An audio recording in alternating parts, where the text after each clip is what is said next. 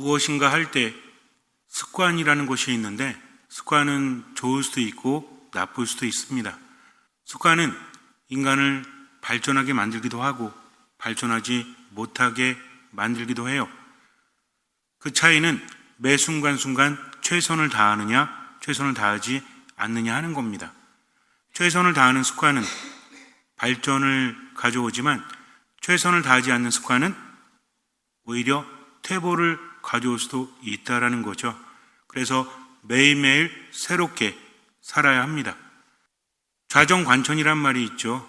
우물 안에 앉아서 하늘을 바라보면 하늘이 조그맣게 보이죠. 그것이 전부인 줄 알면 안 된다는 겁니다. 신앙에서 가장 중요한 것이 무엇일까요? 하느님과의 관계죠. 일방적인 것이 아니라 하느님과의 관계라는 겁니다. 옛날에는 천주교 요리문답 이런 게 있었죠. 요리를 받고 찰고를 할 때 신부님이 묻습니다. 신앙이 무엇이뇨? 뭐 이런 거 있잖아요. 그리고 우리가 세례받을 때 대답하는 것들 있죠. 신앙이 여러분에게 무엇을 줍니까? 영원한 생명을 줍니다. 굉장히 중요한 말입니다. 써있기 때문에 있는 것이 아니라 세례를 받음으로 인해서 죽는 거죠. 세례 때 물을 이마에 붓죠. 옛날에는 어떻게 했어요? 물 안에 완전히 들어갔죠. 그리고 나옵니다. 이게 의미하는 게 뭐죠? 물 안에서는 숨을 쉴 수가 없죠. 그렇기 때문에 죽는 겁니다. 물에서 나올 때는 새로 살아간다는 거죠. 세례라는 것은 이전의 삶을 버리고 새로운 삶을 살아간다. 이전의 삶은 무엇이었죠?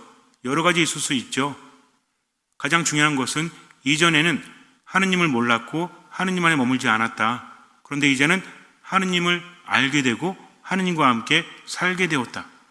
지식적인 측면만을 말하는 것이 아니라 관계입니다. 이 말에 주목하세요. 신앙은 관계 안에서 모든 것이 이루어지기 때문이죠.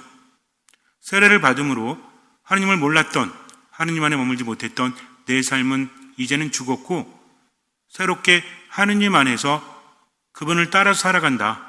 그래서 신앙이라는 게 뭐라고 했죠? 신앙이 우리에게 영원한 생명을 준다면 신앙이 뭔지를 알아야 되겠죠. 신앙은 무엇이죠? 믿음은 무엇입니까? 신앙과 믿음이 같은 말이죠. 믿음은 뭐죠?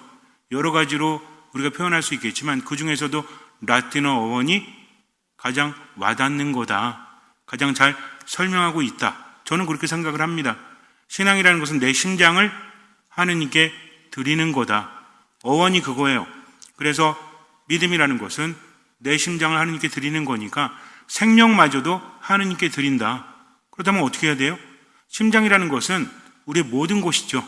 심장이 멈추면 살아갈 수 없으니까 살아있는 나를 하느님께 드립니다. 이것은 뭐예요? 주님 말씀하십시오. 제가 듣고 따르겠습니다. 이 몸은 주님의 종입니다. 말씀하신 대로 이루어지기를 바랍니다. 하면서 그 말씀이 이루어질 수 있도록 나도 최선을 다해서 움직인다는 거죠. 나머지는 맡기는 겁니다. 하느님의 말씀은 하느님의 뜻대로 이루어지게 돼 있어요. 내가 그 말씀을 따르는 것은 내가 따랐기 때문에 하느님의 말씀이 이루어지고 힘이 실리는 게 아닙니다. 이거 착각하면 안 돼요.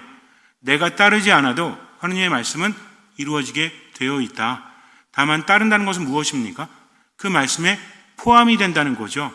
그 말씀이 이루어졌을 때 우리도 한 몫을 차지하게 된다는 겁니다. 그래서 하느님께서 우리에게 뭔가를 시키신다? 주님과 종의 관계다? 이거는 주인이 일하기 싫으니까 종들을 부리듯이 다 시키는 것이 아니라 주인이 커지면 종들도 커지는 거다. 주인의 권력이 커지고 부가 커지고 명예가 커지면 종들도 따라가는 거다. 그래서 옛날에는 종인 사람들이 더 잘 먹고 잘 살 때가 있었죠. 일반 사람들보다, 일반 평민들보다 더 그러지 않았습니까? 대표적인 사람들이 누가 있어요? 벼슬아치들. 벼슬아치들은 누구의 종인 거죠? 임금의 종이잖아요. 그러니까 임금이 많이 가지면 벼슬아치들도 많이 갖는다. 그것은 임금께로부터 오는 거죠. 우리나라도 예전에는 중국을 섬긴다고 했죠. 역사적 사실은 어쩔 수 없는 거잖아요. 그래서 중국의 왕은 황제이고 우리 왕은 임금님, 상감, 마마 그래가지고 입는 옷도 다르잖아요. 입는 옷도 우리나라 왕들은 어떤 옷을 입지 못하죠? 황금색을 입지 못합니다. 왜? 그것은 황제만 입을 수 있기 때문에. 우리는 신화 국가예요. 그러니까 뭐 어떤 거 입어요? 붉은색이라든지 남색이라든지 이런 거 입잖아요. 그리고 황제 앞에서는 신하들이 뭐라고 합니까? 만세 만세 만만세. 그냥 임금들 앞에서는 뭐라고 하는 거예요? 천세 천세 천천세 그럽니다. 그러니까 이게 만세하고 천세는 다른 거야. 뭔 얘기인지 아시겠죠? 지배를 받는 임금이 아무리 높다고 할지라도 황제의 신하가 오면 누가 더 대우받죠? 황제의 신하가 더 높은 대우받습니까? 아니면 속국인 임금이 더 높은 대우받습니까? 황제의 신하가 더 극진한 대접을 받지 않아요. 왜? 누굴 대신하니까? 황제를 대신하기 때문입니다. 그러나 실제로는 황제의 종이잖아요. 그럼에도 불구하고 대우를 받는 거죠. 하느님과 우리의 관계가 주인과 종이라고 해서 주인이 하기 싫은 것을 종들에게 시키는 것이 아니라 주인과 종의 관계를 봐야 된다. 그 관계가 뭐다? 종은 주인에게 속해 있고 주인의 모든 것을 누릴 수 있다는 겁니다. 물론 하느님과 우리의 관계를 이것으로 온전히 설명할 수는 없어요. 왜?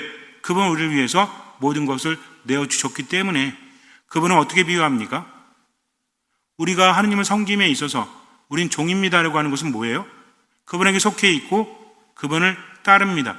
내 뜻이 중요한 게 아니라 하느님의 뜻대로.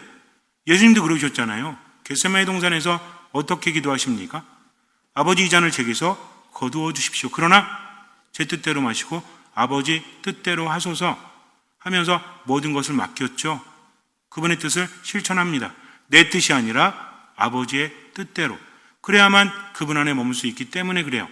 이게 우리가 착각을 하지 말아야 될 것이 뭐냐면 예수님도 하느님이신데 왜 그러십니까? 아니 굳이 예수님이 성부 하느님께 종속되어져야 되고 종이 되어야 되고 예수님 가끔 뭐라고 하세요? 아버지는 나보다 더 훌륭하신 분이다. 근데 우리는 뭐라고 합니까? 성부, 성자, 성령은 본체로 하나고 위격이 다르고 같은 하느님이시다 라고 말하잖아요. 왜 헷갈리지 않으세요? 누가 더 높은 거야? 라고 말하지 않습니까? 근데 여기서 중요한 게 뭐냐면 하느님이 인간이 되셨다는 겁니다. 예수님께서 사람들을 가르치시고 치유하시고 고통을 받으시고 십자가에서 돌아가신 것은 하느님으로서 그렇게 한 것이 아니라 인간으로서 그렇게 하셨다는 거죠. 중요한 건 뭐냐면 하느님이 인간이 되셨다. 왜?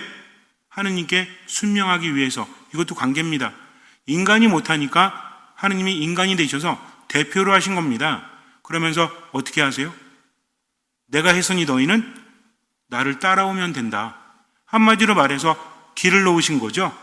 하느님으로서 놓으신 겁니까? 인간으로서 놓으신 겁니까? 인간의 길은 인간이 나야 돼요. 그래서 하느님이 인간이 되신 겁니다. 이게 무슨 신비예요? 육화의 신비다. 그러니 교리를 모르면 헷갈릴 수밖에 없다는 거죠. 예수님이 하느님으로서 성부 하느님보다 낫다는 것이 아니라 그분은 누구시기 때문에? 인간이시기 때문입니다. 왜? 인간의 구원은 인간에 의해서 이루어져야 되기 때문이다. 그래서 하느님이 인간이 되신 거다. 이게 기본이에요. 아시겠어요? 잘 모르시겠어도 뭐 듣다 보면은 나중에 알게 됩니다. 그렇게 하신 거예요. 그리고 길을 만드셨다. 순명함으로 인해서, 그리고 겸손함으로 인해서 내 길을 따라와라라고 하시죠. 그러면은 그 길을 따라가는 건 뭡니까? 경부고속도로 가는 거예요? 아니면 영동고속도로 가는 거예요? 예수님의 길을 가는 거를 알아야지만 그 길을 갈 수 있잖아요. 그분은 길을 놓으셨죠? 어떻게 사셨어요? 아버지께 순명함으로 인해서. 길을 어디다 놓으신 겁니까? 왜 길을 놓으셨죠? 이것도 중요합니다. 교리에서 가장 기본적인 거예요. 어떤 길을 놓으신 거죠? 길이라는 것은 목적지가 있잖아요. 이 길의 목적지는 어디입니까? 하느님이라는 거죠. 인간이 죄를 지어서 하느님 안에 머물지 못해서 하느님과 멀어졌죠. 이것을 가깝게 하시고 이어주신 분이 누구시다? 구세주 예수 그리스도이시다. 그분이 길을 놓으셨다는 거죠. 그러니까 이 길은 하느님께 향하는 길이에요. 하느님으로부터 멀어지면 생명을 얻지 못합니다. 그런데 하느님 안에 머물 때는 생명력이 가득하다는 거죠. 이것은 죽어서만 하느님 나라 가는 것을 의미하는 것이 아니라 세상에서도 생명력이 넘쳐 흐른다는 겁니다. 우리가 살면서 왜 힘들죠? 생명력이 떨어지기 때문에 힘들지. 힘이 엄청나게 좋으면 어려움도 이겨낼 수 있지 않습니까? 보통 자동차로 산을 올라가기 힘들죠? 나무 많은 산 말고 이렇게 언덕 같은 데 있잖아요. 근데 그런 데 가는 차들 보셨어요? 예전에 텔레비전에 제가 어릴 때 본 적이 있어요. 차보다 바퀴가 더 커. 이런 거 보셨어요? 뭐 트랙터 같은 그런 느낌. 그러니까 차는 좀 올라가 있고 바퀴가 엄청나게 커요. 바퀴가 올라가는 거지, 산 위로. 그럼 차는 올라가는 겁니다. 뭔 얘기인지 아시겠어요? 그러니까 우리도 생명력이 넘쳐 흐르면 이겨낼 수 있다는 거죠. 그러니까 하나님께 청할 때는 이 어려움을 없애주십시오 하지 말고 저에게 생명력을 주십시오. 이 어려움을 이겨낼 수 있는 힘을 주십시오 라고 기도해야 됩니다. 그렇게 기도하면 하느님께 받는 거죠. 그럼 하느님 뭐라고 하십니까? 그래, 내가 너에게 생명력을 줄게. 대신 이렇게 해라 라고 말씀하시죠. 그게 어떻게 하는 거예요? 그분 안에 머무는 겁니다. 그럼 그분 안에 머무는 건 뭐죠? 그분을 따라간다는 거죠. 관계 안에서 뭐라고 그랬잖아요. 예수님께서 나는 길이요 진리요 생명이다 라고 말씀하셨죠. 우리에게 있어서 길이고 진리고 생명이라는 겁니다. 하느님께 나아가는 거고 그분의 말씀을 들으면 마음에 의욕이 없는 거예요. 혹이 없다고, 의욕이 없는 게 아니라. 우리나라 말이 어렵죠, 그죠? 제가 발음이 안 좋은 것 같아. 어쨌든 인생을 살면서 길을 알면 되는 거 아니에요? 우리가 힘든 이유가 뭡니까? 길을 모르기 때문이죠. 또 무엇이 옳은지 그른지를 알지 못하기 때문이죠. 또 생명력이 없기 때문이죠. 근데 인생의 길을 알아요. 지금 뭘 해야 될지를 알아. 생명력이 넘쳐. 힘들 게 뭐가 있습니까? 힘들 게 없는 거지. 힘든 사람들은 왜 힘든 거죠? 여러 가지 이유가 있지만 힘들 때 나타나는 증상이 있죠. 어디서 나타납니까? 마음만 힘들어요? 몸도 힘들다니까. 제가 여러분에게 늘 말씀드리잖아요. 몸과 마음을 떼어놓지 마라. 다 하느님께서 만드신 거다. 몸에 신호가 있고 마음에 신호가 있다. 이건 함께 간다. 아프다고 해서 죄인이다 이게 아니라 생명력이 떨어지는 겁니다. 이거를 알아야 된다는 거죠. 그래서 몸에 힘이 나고 마음에 힘이 나고 영혼에 힘이 나는 것은 먹는 것도 잘 먹어야 되겠죠. 그러나 근본적으로 하느님 안에 머물 때 우리는 어떻습니까? 마음이 덜 힘들죠. 알게 됩니다. 그리고 믿을 구석이 있다는 거죠. 근데 하느님을 잃어버리면 어떤 증세가 나타나죠? 몸도 힘들어지고 마음도 힘들어지고 또 스트레스는 엄청나게 쌓여가고 이거를 해소를 못하는 거야. 그러나 하느님 믿는 사람은 스트레스가 쌓여도 하느님께서 치유하신다. 그러니까 어떻게 하면 돼요? 믿으면 되는데 믿는 게 뭐다? 하느님 안에 머무는 거다. 명확합니다. 여러분들 이미 알고 계신 거예요. 그러나 정리를 해야 돼요. 믿는다 한다고 해서 믿으면 생기는 게 아니라 나는 믿는가? 왜 믿는가? 왜 믿죠? 신앙이 무엇을 주기 때문에? 영원한 생명을 주기 때문이다. 영원한 생명은 지금부터 이어지는 거죠. 그래서 어렵고 힘들어도 생명력이 넘쳐 흐른다. 하느님 안에서 쉬고 충전되고 치유를 받을 수 있기 때문이다. 이런 모든 것들은 하느님 안에 머물 때 가능하다. 그러면 믿는 사람은 어디 안에 머무는 거예요? 하느님 안에 머문다. 하느님 눈에 보이지 않잖아요. 예수님 뭐라고 하셨죠? 나를 본 것은 아버지를 뵌 것이다. 그러니까 믿는 사람은 누구 안에 머무는 거죠? 예수 그리스도 안에 머무는 겁니다. 예수님께서는 요한복음 15장에서 정확히 말씀하십니다. 아버지는 농부시다. 나는 포도나무요 너희는 가지다. 가지가 나무에 붙어 있지 않으면 아무것도 할 수 없다. 열매를 맺을 수 없다. 너희는 나 없이는 아무것도 할 수 없으니 어떻게 해라? 내 안에 머물러라. 그러면서 또 뭐라고 하십니까? 내가 아버지의 계명을 지켜서 아버지 안에 머무르는 것과 같이 너희도 내 계명을 지키면 내 안에 머무른다. 내가 너희를 사랑한 것처럼 너희도 나를 사랑해야 된다. 물론 서로 사랑하라는 계명도 주셨지만 예수님께서 그렇게 말씀하십니다. 그래서 요한복음 15장에서 너희는 내 사랑 안에 머물러라. 예수님 안에 머문다는 것은 그분의 사랑 안에 머무는 겁니다. 사랑 안에 머문다는 것은 좋은 겁니까? 안 좋은 겁니까? 좋은 거죠. 사랑 안에 머무는데 분노 안에 머무는 것도 아니고 그분의 힘든 어떤 교육 안에 머무는 것도 아니고 어디 안에 머문다? 사랑 안에 머문다는 거죠. 예수님께서 내가 내 아버지의 계명을 지켜 그분의 사랑 안에 머무르는 것처럼 너희도 내 계명을 지키면 내 사랑 안에 머무를 것이다.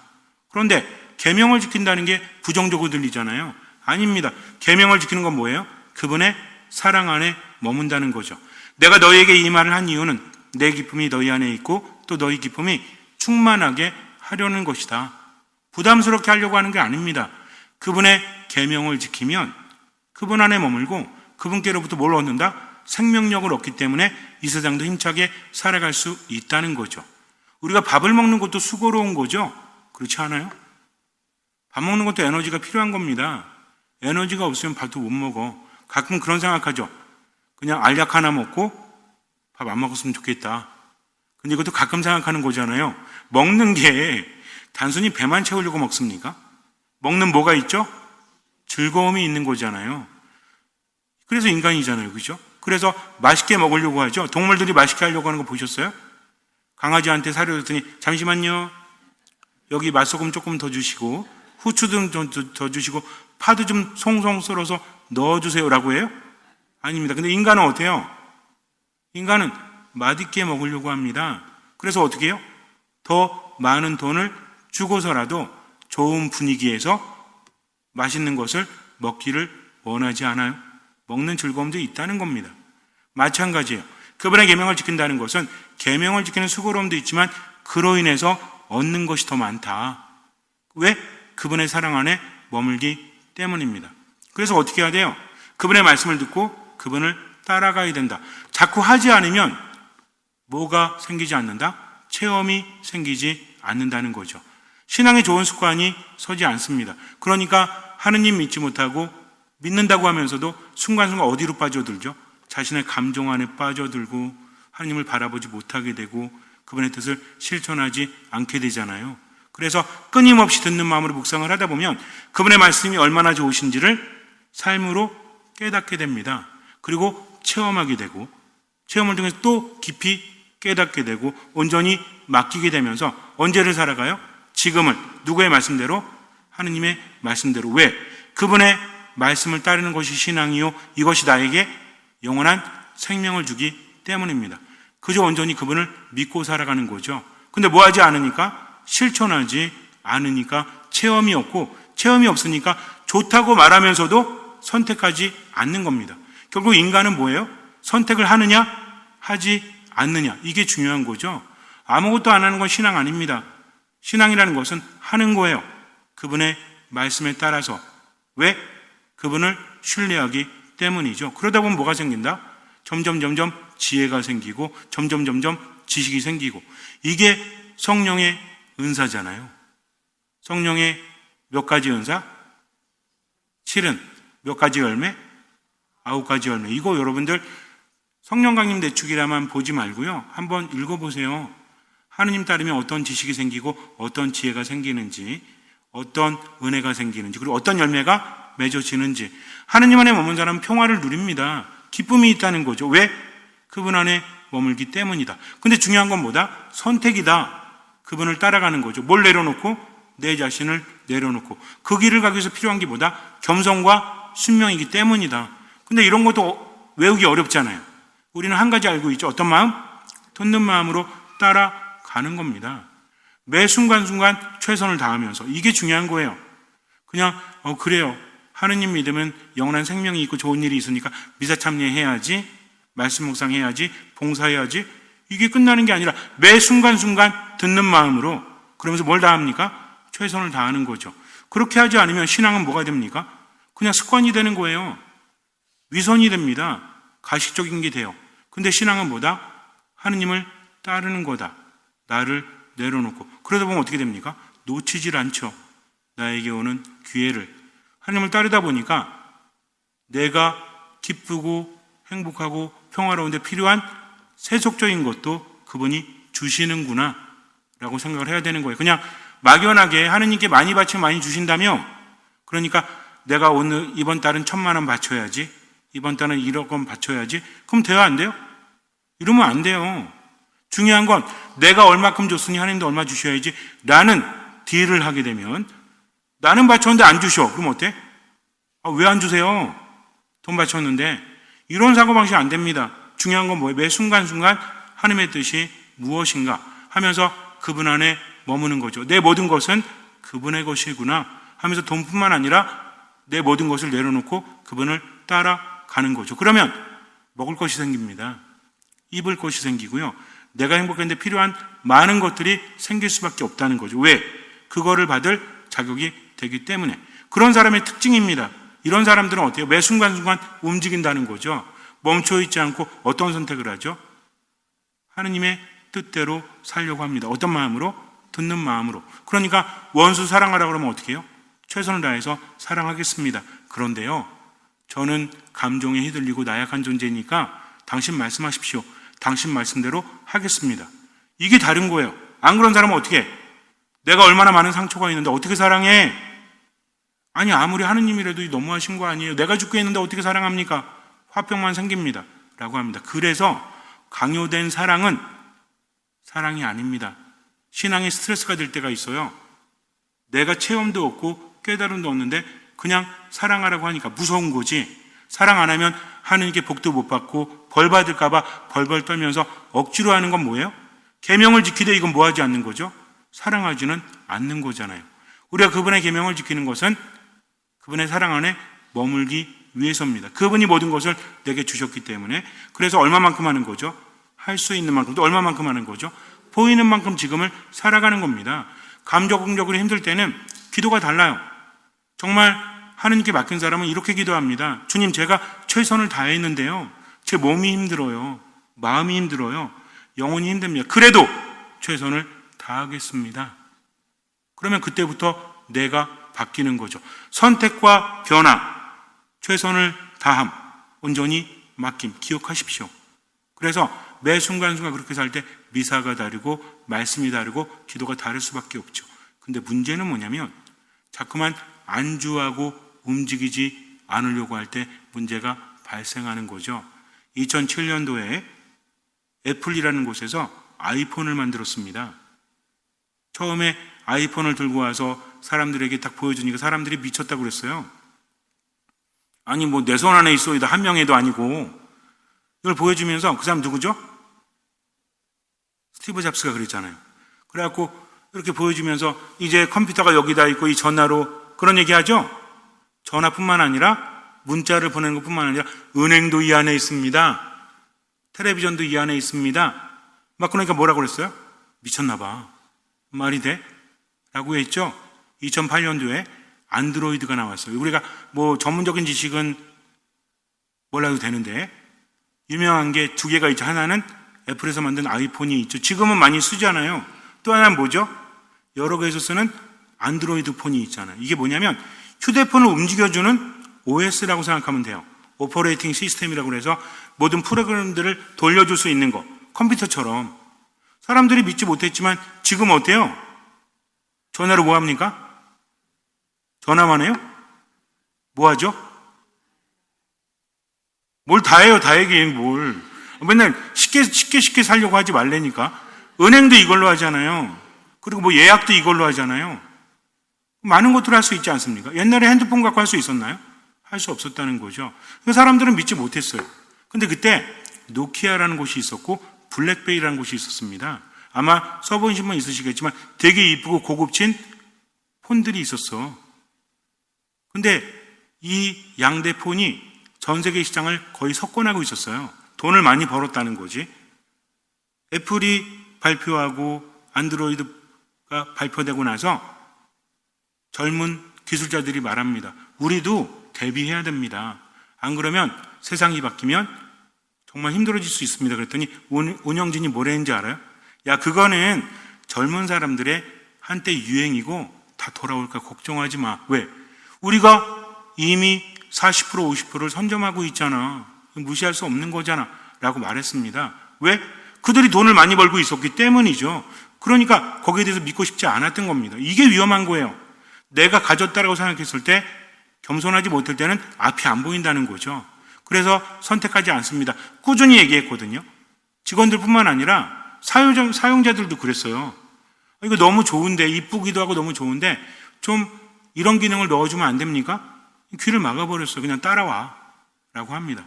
근데 점점 사람들이 바뀌었죠? 그렇지 않습니까? 이쁘니까 써요? 그리고 블랙베리는 어떻게 했죠? 그 타자 같은 거, 이거 계속 이거 넣어야 된다 그랬죠. 근데 스마트폰이나 아이폰은 어떤 위주? 터치 위주잖아요. 터치 위주. 그러니까 이거를 받아들이지 않은 겁니다. 나중에는 또 뭐라 그랬냐면, 그래 좋아 그러면 우리가 OS를 만들어 줄게. 이거 써 그랬어요. 근데 또 문제가 뭔지 아세요? 그 안에 있는 프로그램만 중요한 게 아니라 여러분도 어떻습니까? 뭘 받아 쓰죠? 어플리케이션 앱을 받아 쓰잖아요. 지금 우리가 쓰고 있는 거 많이 은행 어플이 있죠. 또 뭐 있어요? 굿뉴스 어플이 있죠. 또 게임이 있죠. 이것저것 막 있잖아요. 이거랑 호환이 안 되는 거야. 그런 사람들이 쓰겠습니까? 안 쓰겠습니까? 안 쓰지. 편한 거는요, 처음에는 경계해도 편해지면 쓰게 되어 있습니다. 예전에 말씀드렸잖아요. 자동차 처음 나왔을 때 사람들이 탔어요? 안 탔어. 이 느려 빠진 거를 왜 타? 그랬어. 말이 훨씬 빨랐거든. 근데 문제는 뭐죠? 자동차는 발전하잖아요. 생명체가 아니기 때문에 연료만 넣어주면 나아가고 점점 좋아지지 않습니까? 이거를 바라보지 않은 거죠. 왜 그랬을까요? 이미 자기들이 가진 게 많았기 때문입니다. 그 안에 빠져서 보아도 보지 못하고 들어도 듣지 못했다. 이게 교만이라는 거죠. 그래서 어떻습니까? 바뀌려고 하지 않았다는 거죠. 근데 우리한테 누가 말씀하십니까? 뭐 사용자들이 우리한테 얘기해요? 아니잖아요. 그렇다고 해서 뭐 나를 따르는 사람들이 나한테 얘기합니까? 아니죠. 길이요 진리요 생명의 주님께서 말씀하시잖아요. 그러니까 우리는 어떻게 하면 돼요? 그거 듣고 따라가면 되는데 자꾸 저항이 생긴다. 안 합니다. 아유, 원수 사랑하는 거. 그 중에 하나가 뭐야? 뭐 나만 안 하나? 저기 보니까 저 사람도 안 하는데. 미사 때도 어때? 나만 딴 생각하나? 저 사람도 안 하는데. 나만 뒤에 앉나? 이 사람도 뒤에 앉는데. 하면서 뭘 다 하지 않아요? 최선을 다하지 않는 겁니다. 그분의 말씀이 나에게 들렸으면 하느님의 말씀으로 받아들여야죠. 그분이 두려워하지 말라고 하니까 어떻게 해? 걱정하지 마라. 나다 용기를 내어라. 두려워하지 마라. 그럼 어떻게 해야 돼요? 주님, 제가 우울함에서 분노해서 절망에서 헤어나오지 못하고 있지만 당신 말씀 듣고 따라가겠습니다. 얼마만큼? 할 수 있는 만큼, 보이는 만큼. 왜? 그분의 말씀은 내 발에 등불이기 때문에. 근데 뭐라고 합니까? 아니, 내가 이렇게 힘든데 어떻게 두려워하질 않아요? 내 몸이 이 모양 이 꼴인데 죽을 병에 걸렸는데 어떻게 힘을 냅니까? 하면서 누구의 뜻대로 사는 거죠? 자기의 뜻대로. 자, 우리는 그분의 말씀을 조언으로 듣는 게 아닙니다. 그분의 말씀을 따라갈 때 생명을 얻고 그분은 길이요 진리요 생명이죠. 그러니 나는 그분 안에 머물기 위해서 뭘 한다? 그분의 계명을 지킨다. 이겁니다. 언제? 지금 여기에서 뭘 다해서? 최선을 다해서 얼마만큼? 할 수 있는 만큼, 보이는 만큼. 그러다 보면 어떻게 돼요? 점점 알게 되죠.